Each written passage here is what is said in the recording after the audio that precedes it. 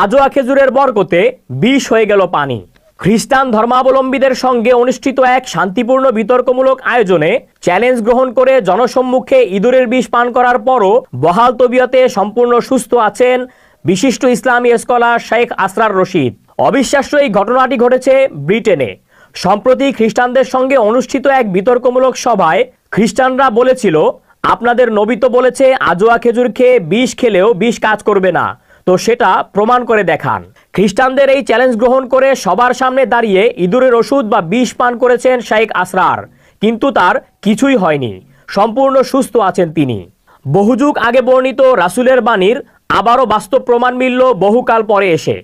সহিহ বুখারী শরীফের 5357 নং হাদিসে উল্লেখ আছে, রাসূল সাল্লাল্লাহু আলাইহি ওয়াসাল্লাম বলেছেন, যে ব্যক্তি ভোরবেলা 7টি আজোয়া খেজুর খাবে সেদিন কোনো বিষ বা জাদু তার কোনো ক্ষতি করতে পারবে না।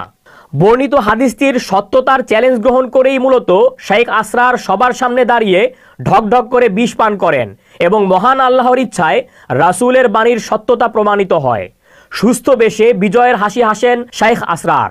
আন্তর্জাতিক অঙ্গনে ইসলাম নিয়ে বিভিন্ন ধর্মাবলম্বীদের সঙ্গে তুলনামূলক বিতর্কের ময়দানে আলোচিত একটি নাম শেখ আসরার রশিদ।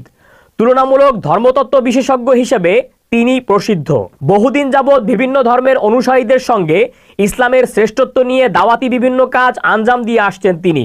সম্প্রতি ঘটে যাওয়া এই ঘটনাটির দ্বারা আবারও একবার ইসলামের শ্রেষ্ঠত্ব এবং রাসূলের বাণীর সত্যতা প্রমাণিত হলো, পাশাপাশি বৃদ্ধি পেল শেখ আসরারের গ্রহণযোগ্য